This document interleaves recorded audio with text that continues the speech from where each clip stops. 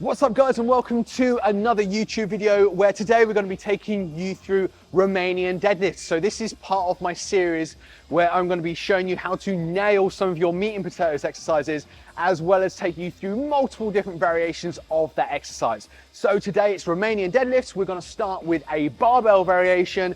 I will show you the dumbbell variation as well, and then we've got some cool variations for you, like your foot up against a wall, foot on a bench. We've got some landmine variations as well that I'll show you, a bunch of things that you can use to enhance your own workouts. So let's just take a deep dive into the basic barbell variation to start off with. So first off, now what I'm going to mention here really is that this exercise isn't suited for everyone. Although I call this like a meat and potatoes lift, you don't necessarily have to be doing a barbell Romanian deadlift. But I think a lot of people do see the barbell variation as like the basic variation. So we'll just assume it's the basic variation.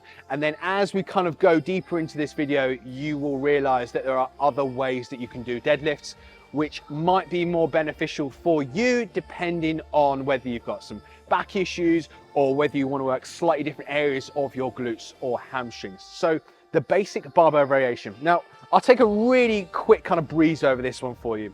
Now, your grip is going to be slightly wider than kind of outside of your thighs. You're going to grab that bar and take a step back. Now, an important note about Romanian deadlifts is that you start from the top versus, say, a stiff leg deadlift where you start from the bottom. So Romanian deadlift is a top down, so you start with the eccentric first. So you're always going to be grabbing it out of the rack. So from there, feet are just about hip width apart, nice and comfortable. What you're going to do from there is really lock in your lats. So you've got to think about kind of bending the bar in almost like an inverted U shape.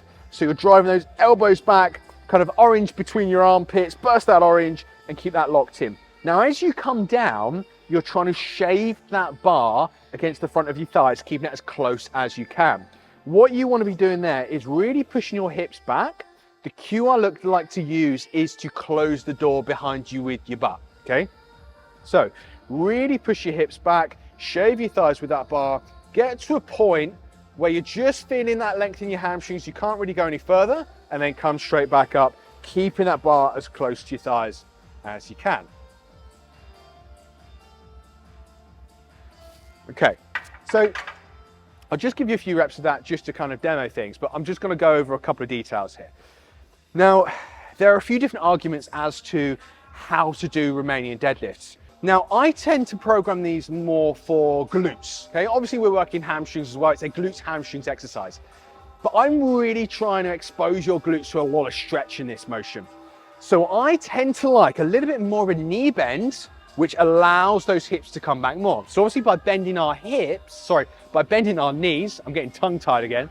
By bending our knees, it kind of slackens those hamstrings a little bit more, which allows us to push our hips back a little bit more. So by pushing our hips back and really sitting into those glutes, we're able to load those glutes a little bit more in that lengthen range, okay? So as opposed to more of a bow, which would be here, keeping our hips a little bit higher maybe, we're working a little bit more hamstrings. Obviously we're working glutes as well, but instead by bending your knees more as you come back and really sitting back into it, we get a little bit more glutes. We're kind of like trying to fill out those glutes as we sit back into it. So that's why I tend to suggest doing these with a little bit more of a knee bend, although the traditional Romanian deadlift doesn't look so much like how I do tend to coach these.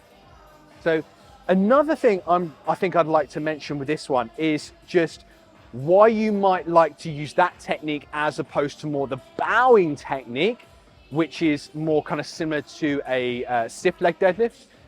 Is because allowing your hips to come further back means we're putting a little less load, a little less stress through your lower back. We're kind of shortening the lever arm. We're keeping that bar a little bit closer into your hips by sitting back. So we get less stress through your back. You get a little bit more longevity out of it as well. Hence why I do tend to like, from a longevity perspective, just kind of coaching in that way, those Romanian deadlifts. So that's kind of two different styles that you can do there. As I say, I do tend to prefer sitting hips back a little bit more with more of a knee bend, but you can do them in more of the traditional way of just kind of more of a bow, and it's that slight hip back position there, as opposed to what I'm talking about, which is a little bit more of a knee bend and sitting your hips back, okay? The depth that you go with your Romanian deadlifts is completely up to you. Just because you see someone doing Romanian deadlifts and they're almost being able to touch the floor, it doesn't mean you have to as well. It's like deadlifting, like the traditional barbell deadlift. You don't have to deadlift off the floor. You can elevate yourself with a couple of plates. It's the same idea with a Romanian deadlift. You go as low as you possibly can before you start to lose that lower back integrity, all right? Another thing I'm going to mention here is kind of a little bit of backgrounding. Now, I tend to like, just because of my natural kind of structure, my anatomy, I tend to like a little bit more of kind of like a rounding of my back. So as I'm coming down here, you'll probably notice I'm not in like this major kind of extension with my back. Some people have a lot of extension in the back. They can really get into that kind of locked in position. Me, I'm relatively neutral, okay? The important thing to understand is that a neutral spine is a range, it's not a specific position. So how your back looks really depends on you and your individual kind of anatomy really. It's a range. So the reason or the way that you'll know what your natural back position should look like is that it will probably look the same whether you're warming up with say a 20 kg or 45-pound bar or you're lifting like 3-4 times that, okay? Or closer to your 1 rep max. It should look relatively similar throughout and as you're doing your warm-up sets, okay? So your back position will very much depend on you. Stop trying to mold yourself to how someone else's deadlift looks, because yours is gonna look completely different. Your range of motion, your back position being the two main things that I see that people are trying to force positions on as opposed to actually doing what's right for them and their kind of their structural anatomy. So next off, we're going to go into a toes elevated version of this barbell deadlift and why you may or may not do that. Okay, now should you do a toes elevated RDL? Well, that depends. Before I go into that, I'm just going to show you exactly what I mean. Now I've just come out of the rack just for demo purposes. It's just easier just with the camera setup, okay? And so you can see what I'm doing with my feet here. So just assume that I've taken the bar out of the rack. And all you're going to do is just use a couple of heel wedges. You can use like individual heel wedges like this. You can use like a long wedge, okay? So as you can see, my toes are elevated or my foot's elevated. So I'm in more of a dorsiflex position with my ankles. So from there, the RDL is the same. I'm really trying to encourage my hips to come back. I'm keeping that bar really close to my thighs, okay? So everything will be the exact same cues as you would if you were doing your barbell RDL in your rack, but your toes are elevated or your foot is in more of a dorsiflex position. So should you do them? So it massively depends. Do I teach them? Do I program them? Yes, but rarely, okay? Now, first off, you will get more benefits out of a standard Romanian deadlift. So if you had the choice between a barbell and a barbell Romanian deadlift with your toes elevated, for most people, you will get more out of the traditional variation without your toes elevated. And that's because your feet are flat on the floor, which enables you to have more stability on the floor. It's a more secure position on the floor. You can lift more weight, okay? So you can place more load, more tension through your glutes and your hamstrings. However, this is an excellent teaching exercise. Now, there are some people that really don't like this, and there was a lot of stuff on social media, more kind of maybe about sort of 6 months ago or so, kind of going around like it's a terrible exercise, you shouldn't ever do it. A lot of kind of scare tactics and things like that. It's bad for you, blah, blah, blah. Now, a lot of where this stuff comes from people that just don't have real world coaching experience, okay, with real people of all different levels and experience with kind of building out foundations as well as getting people to, you know, pro level, right? So cons of the exercise. Now, if you have tight calves, largely your gastrocnemius, so that calf that's at the top, okay, if you see it on like an anatomy poster, if you have tight calves, then it's not going to be a great exercise for you. So if we think about how your gastrocnemius functions, so your gastrocnemius crosses behind and over your knee. So what people tend to think is when they're doing this exercise and feeling it in their hamstrings, in like their lower hamstrings, they're actually just feeling their tight calves. They're feeling the area of their calf that crosses over behind the back of the knee. So they're not necessarily feeling it in their hamstrings, even though they think it is. And that can cause some issues, not just because you've got tight calves, but it can cause some issues just in kind of the structures behind that knee. So it's not a great position for some people to be in. However, it can be great as a teaching exercise to help shift load back. So what I mean by that is enable you to push load back into your hamstrings, okay? So because of that position and how close that bar is and the natural angle that it changes your body into, we're able to push our hips back a little bit more whilst keeping load relatively safe and comfortable for our lower back.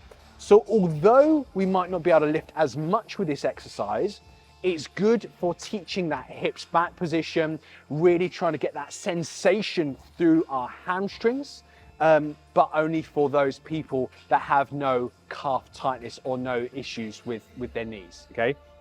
So it can be an excellent exercise. I don't suggest it for everyone, but can be a good foundational exercise before you shift a lot more time and focus onto your traditional Romanian deadlift with the bar, okay?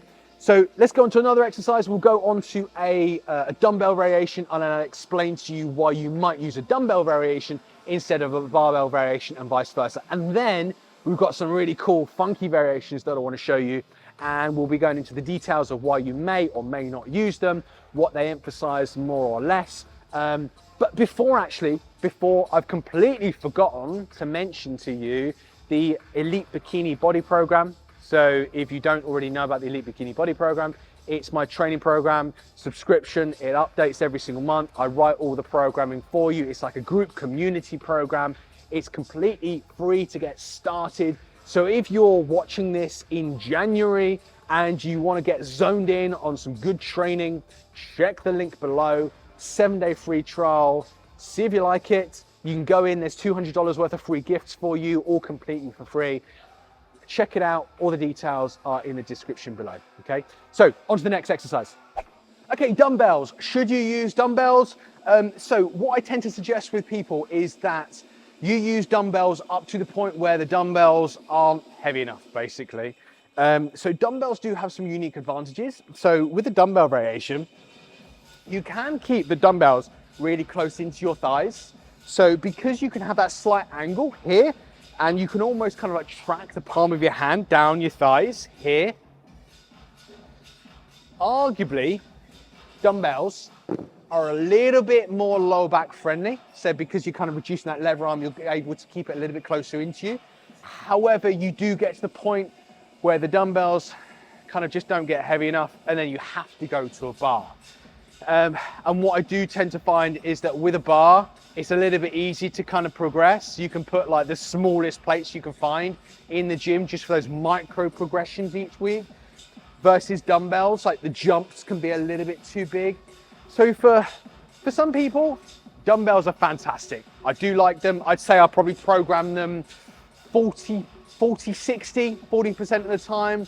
I'll program something with a dumbbell, and then 60% of the time I'll program the two-leg Romanian deadlift with a barbell. But it depends, because obviously there are other variations that we can use. But when using that bilateral variation, that two-leg variation, then it's probably a 60-40 ratio biased towards using a barbell, just because there's more of a long-term benefit from using that. One thing I do like with the dumbbells though, as I said, is that because you can keep it super close into you, it's a little bit more low back friendly. So if you do have some back issues, it might be the better option for you. Or alternatively, it can be quite good just in general if you have a little bit of low back fatigue. So if low back fatigue stops you from completing like your set, as opposed to, you know, muscular fatigue in your glutes, your hamstrings, then again, it could be another option. One thing I'm seeing at the moment, I had a little bit of a plan for this video, but I think you know me by now, I like to go off piste a little bit and just kind of blurt about in random directions. I've just seen a little booty band down here. One thing I'm seeing at the moment with these is, so people throwing on like a mini band above or below your knees, doesn't really matter too much. If you have some knee issues, keep it above your knees. If your knees are absolutely fine, just because of the torque, then you can have it below your knees. Is doing this, okay? So same exercise, but obviously with that booty band on at the same time. Now, I've never ever programmed that in my entire life. That's not because it's a horrendous exercise. There's not really any downside to it, but you've always got to question, is there a better option? Now, the trouble is what you get from adding a mini band to a hip extension focus exercise, and arguably the same with like a hip thrust here, although it's quite a nice addition sometimes to a hip thrust. But when we're doing an exercise where you should be able to lift a good amount of weight with this one through that hip hinge position, it kind of creates somewhat of like a neural distraction. So it's kind of like sending signals from your brain through your nervous system to your muscles in kind of the wrong pattern, in kind of the wrong way. So it's kind of creating a little bit of confusion there, okay? The easy way to see this is that instead of focusing on, or your brain kind of focusing on what your glutes should be doing in this exercise, what your hamstrings should be doing in this exercise, they're getting kind of a bit of a confusing signal. So by adding that, obviously it's forcing me into some kind of internal rotation. So you could say, yes, it's kind of kicking in those external rotators or the external rotation function of your glutes, but it's distracting that signal a little bit, which also causes you to be able to lift less weight. So if you're using a mini band and you're not able to get as much load through hip extension, then it's not really benefiting you. But as I said, it's not a terrible exercise. There's just always a better option, okay? So we've gone through a few better options here, just sticking to the basic exercise, but then now we're gonna go into some single leg variations that you're gonna enjoy as well, and there are obviously unique benefits to doing single leg RDLs as well. So let's take a dive into some single leg variations. As always, I've jumped the gun a little bit because I've just spotted a trap bar. I'm gonna show you another bilateral version of a Romanian deadlift. The reason I quite like a trap bar is similar to using dumbbells. It allows us to keep the load really close to us. So as an alternative to using dumbbells, if you do have slight low back issues and you just prefer holding dumbbells close to you as opposed to a barbell in front, if you have access to a trap bar, then you have the benefits of a barbell in that you can add like micro progressions to the bar, smallest plate you can find in the gym just to wean out a little bit more progression in load each week, or obviously reps. But then you have the same in terms of the Romanian deadlifts with dumbbells, is that you can keep the load really close to you. Arguably even closer to your hips, which obviously reduces load through your hips than using dumbbells alone. So just imagine I've maybe got this out of a rack, but let's be honest, it's quite hard to put this in a rack. So you might pick up off the floor. Same idea with that feet position, and as you can see, as I drop down into that Romanian deadlift, that load is really close into my hips. So the closer that load is into my hips, so think about kind of where that load is here, the closer that line of the load, so think about gravity pointing that load down and the direction the load's coming, the closer that line is in towards my hips, the easier it is on your back, just because there's less torque, okay? That's the idea behind why you might use a trap bar deadlift. I do get people that are a little bit scared of using a trap bar because it can be a little bit daunting. You see a trap bar, it's like, what do I do with it? Or you don't want to set it up. So like people using dumbbells for like softer resistance with especially more beginner clients. But I do highly encourage you, if you've got to the point where the dumbbells are a little bit too light for you, or you just want to mix things up, and you are suffering from some back issues, then this could be a progression instead of going to a straight bar. Give it a go. Okay, now on to what I did have planned, which was some single leg versions for you. So let's just jump into some unilateral variations. So we've got single leg dumbbell Romanian deadlifts. So you can do single leg dumbbell Romanian deadlifts with 2 dumbbells if you want to. You can also use a barbell. I tend to not program a barbell unless it's someone that really wants to challenge balance and kind of build proprioception there. So I tend to not program a barbell unless it's for like an athlete trying to really use the exercise to improve hip strength, ankle strength, etc. And that's the same with a 2-arm dumbbell variation. For most people that I work with, especially right now, it's to build aesthetics, basically. So we're looking to pick an exercise that helps put load through those tissues. So for that, I like a single leg variation using one single dumbbell. So we've got two ways we can do this. We can either use what we call a contralateral variation. So contra thing opposites. So contralateral would mean, let's say my right leg's the stage left, my right leg is working and planted, and the load is in my left arm. So we've got a contralateral variation there, okay? So that's our contralateral single leg Romanian deadlift. It's a bit of a mouthful. Or we've got what we call an ipsilateral variation. So that would be same, my right leg or stage left working, and my right arm has got the load. So that variation right there. Now, whether you use the first contralateral or second ipsilateral variation really depends on you. So with a contralateral variation, it's more stable. So you feel a little bit less like a circus kind of balancing act when you're using a contralateral variation. We've also got, so if we imagine where the load is, so if we're here, we've got that load pulling us here, okay? So obviously I'm exaggerating that a little bit, but the load, if it's in my left arm here, the load is pulling us down here.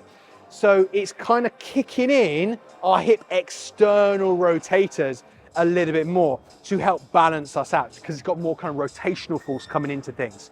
So that variation I do quite like to kind of kick in that function of your glutes, but then also obviously for more stability as well. Alternatively, if you do want the slight more instability, then I do quite like kind of the centration of the load with that ipsilateral variation directly over your toes. So you can use one or the other, depends really on your goals, but above all, which one you choose depends on whichever one feels best for you. Another way we can do this is supported using a rack. Now, as soon as we hold on to something, so it could be a rack, could be even a wall, you could hold on to the top of a bench if you want to. It obviously provides an element of stability. So when we get an element of stability by holding on to something, it actually makes less of a difference whether you use a contralateral stance or an ipsilateral stance. So we're here. So just show you using a couple of reps, or we're here. Obviously I'm speeding through these reps. You want to take a little bit more time, especially on that eccentric, but I'm just kind of speeding through just to show you the form. So we've got both those variations. I like both. Out of those, really, doesn't matter too much. Whichever one you feel is putting the most load tension through your glutes and hamstrings.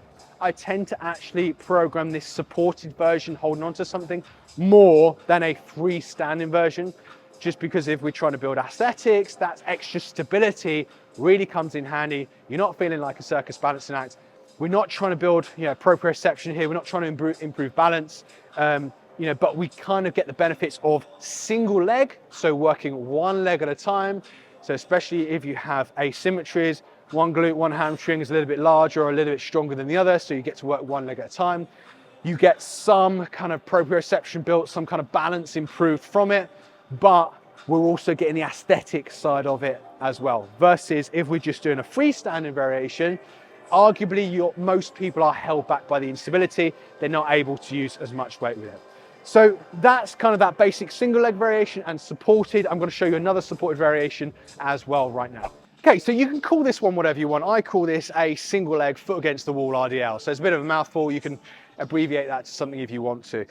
So this one here, I quite like as an ipsilateral variation. As soon as you start to take that dumbbell over to the other foot, we're really forcing that hip out a little bit, and it kind of changes alignment, especially when you get up to some big loads. So I tend to prefer the load over that one side. So I'll just give you a few reps just so you can see what this looks like, and then I'll explain why you might do it. So that dumbbell stays really close to that thigh. We push our hips back against the wall, get as much depth as we can, and we drive our hips through at the top, okay? So I quite like this one because it's kind of somewhere in between a bilateral and unilateral variation. So it's a single leg variation with some support from your foot. So as opposed to the previous exercise where we had some support from your hand, here we've got some support from your foot. So what happens here is that we're kind of leveling out your hips a little bit just by having your heel up against the wall. We've got a little bit of support by having your heel up against the wall, but there's two ways you can do this in terms of cues. So some people like to think about this almost as like a hip thrust. So if we look at this bent knee, it's a bent knee hip extension on that one side, straight leg hip extension on the other. So this variation on this side, we can almost think about this as pushing your heel into the wall and getting a bit of a hip thrust kind of out of it and squeezing our glutes at the end, okay? Now I would argue that you're not really getting much loading of that bent knee hip extension on that side, but you are getting a nice kind of sensation in your glutes. So psychologically, it's quite a nice exercise because you're feeling that squeeze in your glutes. Or you can simply not push as hard off that side and just have it resting on the wall. So it's just acting as a bit of stability for that primary working side, which as you look at the camera will be my right side, or my, left side camera, right side working leg, okay? So you won't actually notice much of a difference depending on the style I use. I can push my heel into the wall and get some hip extension on this left leg and get that big glute squeeze at the top, or I can not push my heel into the wall and it's kind of more hovering and it will feel fairly similar to each other. So really, out of those two, the cues that you use massively depends on you. I would definitely go with an ipsilateral variation, puts everything in better alignment. It's one of those exercises you're really going to feel, especially in your glutes. We don't get a lot of hamstrings in that one. So if you are struggling with feeling an RDL in your glutes, try that variation.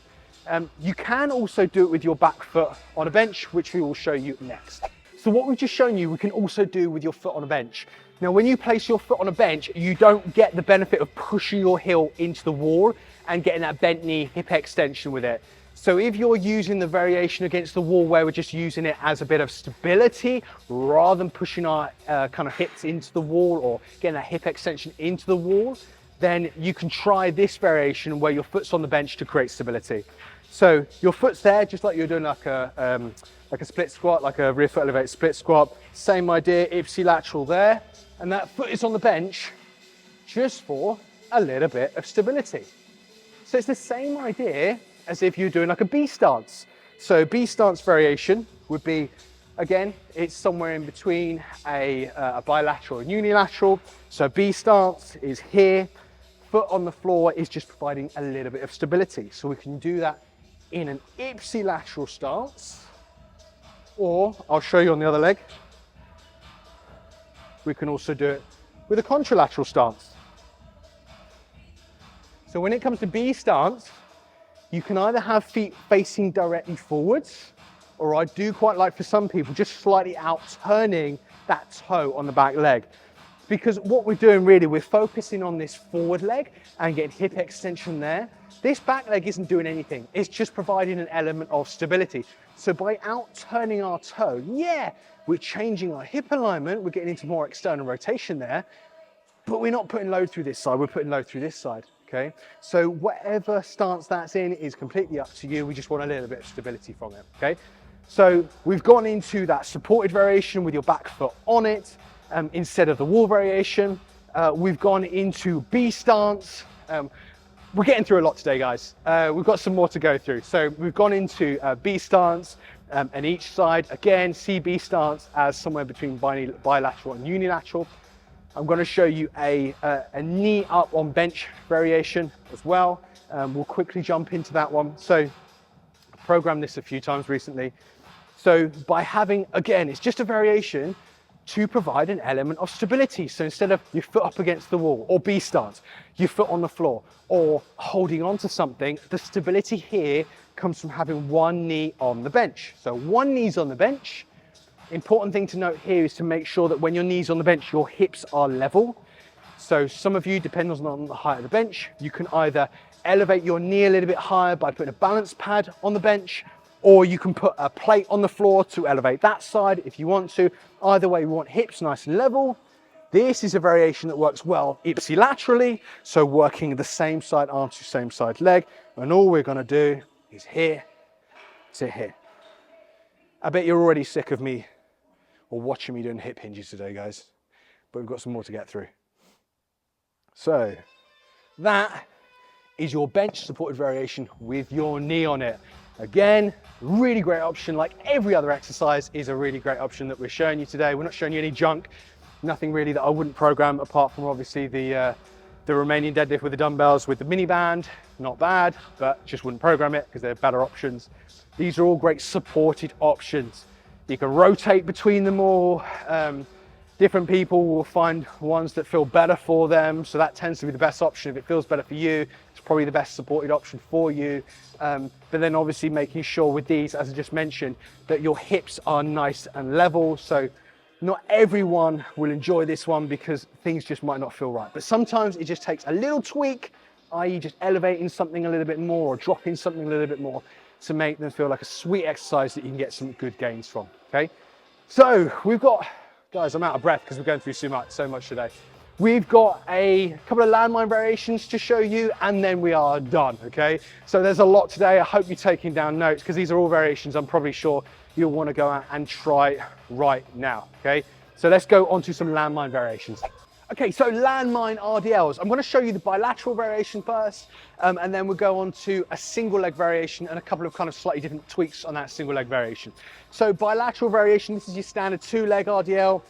What I like to do is kind of interlace my fingers, but you can kind of go hand over hand. So you can interlace, step in really close. It almost feels somewhat like a kettlebell RDL. So it keeps that load quite close to your hips, in between your thighs. It's nice for kind of that low back friendly RDL if you want it for that kind of thing. And then same idea, push your hips back as far as you can. You can really sit back into this one if you want to, really placing load through your heels, almost like your toes are kind of coming up, or you can kind of stay a little bit forwards with this one. So it's quite a nice one as an assistance exercise. The downside to it is you can't really hold much weight with this. So you can use like Versa grips if you want to kind of get a slightly better grip on the bar. But to be honest, I find most people do still struggle with load on this bar because obviously you're holding the sleeve, the thick part of this bar. It's harder to grip. There's only so much weight you can put on here before it starts to kind of have your grip as the limiting factor, as opposed to obviously your glutes and hamstrings, which should be the limiting factor. Instead, what we can do, so as I said, it's a great option, but use it towards the back end of your workout for reps where you're not putting so much load on the bar. Instead, I do quite like these as a single leg variation. So that means that your grip isn't so much of a challenge. You're not having to put so much weight on the bar. So when we're going single leg, contralateral is your best option for this. If we go ipsilateral, everything's just out of alignment. It just doesn't feel right. As soon as you try it, you'll know that it's just not right for you. So contralateral, the way I like to do these is if we look at the end of the bar is kind of just outside of our shin. So it's as close to our shin as we can have it. So we grab the end of that bar, we get a little bit of stability there, and we get as long as we can with that back leg. We're trying to keep that load as close to that thigh as we can, and we're hitting that contralateral single leg RDL. You can also shift a little bit further in. By shifting further in, the load kind of comes across your body a little bit. So I call these like a bowler RDL. So it's like, imagine like bowling in like cricket or something. We're kind of coming across the body a little bit, which obviously kind of biases into a little bit more hip kind of internal rotation. So kicking in those hip external rotators a little bit more, just because that load's coming across the body. Good one to load the glutes, but you're not able to lift so much load with this one. The benefits to using a landmine for a single leg RDL is that we actually get a little bit of stability, not because of what our hands are doing, i.e. placed on a rack like we showed you a few minutes ago, or with your leg on something, because you can do that with have your leg on something for this one. It's a little bit extra though. But because the landmine is attached to the floor, so the one end of the barbell is on the floor. So automatically I'm a lot more stable here than if I was holding onto a dumbbell. So that is a much more stable position for me if balance was an issue versus doing that same motion with a dumbbell, simply because I've got some contact with the floor, which is obviously the end of the bar. Now, that's one way you can do a single leg RDL with a landmine. Another way is what I call a dead stop single leg RDL. So depends on your range of motion on this one. But a dead stop is down, a soft touch on the floor, and then back. So we're just emphasizing that stretch at the bottom a little bit more. So we're not losing any load through the floor. We're just pausing for a brief second, maybe only losing 10% of that load through the floor before we go again. We can pause for 1, 2, 3. We can pause for 2. We can pause for 1. Whatever you want, really. We program different things for slightly different things. But that pause, as I said, just emphasizes that stretch position. If you can't get all the way down to the floor, you can elevate the bar up a little bit off the floor. You can simply put some bumper plates just to elevate it, and that would be your dead stop position, okay? So there's our landmine variations. There's so much we can go through today, guys. There's plenty of exercises that we can go through, but I think we've gone through enough. Hopefully you've made notes. I'm out of breath showing all these to you. So I think we'll round up the video there because otherwise you've got too much to think about. So hopefully you enjoyed today's YouTube. You got plenty out of it. You've got all your notes written down. You've got some ideas to take away with you to enhance your glutes and hamstrings development. So make sure you subscribe to this YouTube so you don't miss the next video where I'll be throwing a load more exercises at you for one of the big meat and potatoes exercises. And then like today, going through a different kind of takes of those exercises. I think the next video will probably be shoulders based as we've done lower body this time, but we'll see what I feel like on the day. So hopefully you've enjoyed today's video. Like, subscribe, and remember the Elite Bikini Body Program, link is below if you do want to check that out and you want to really zone in your training in the new year, be super focused, doing the same things for 4 weeks in a row, seeing that progress and then moving on is a really, really powerful thing, guys. So make sure you do check out that link below. Anyway, see you next time. Like, subscribe, check out Elite Bikini Body in the link below.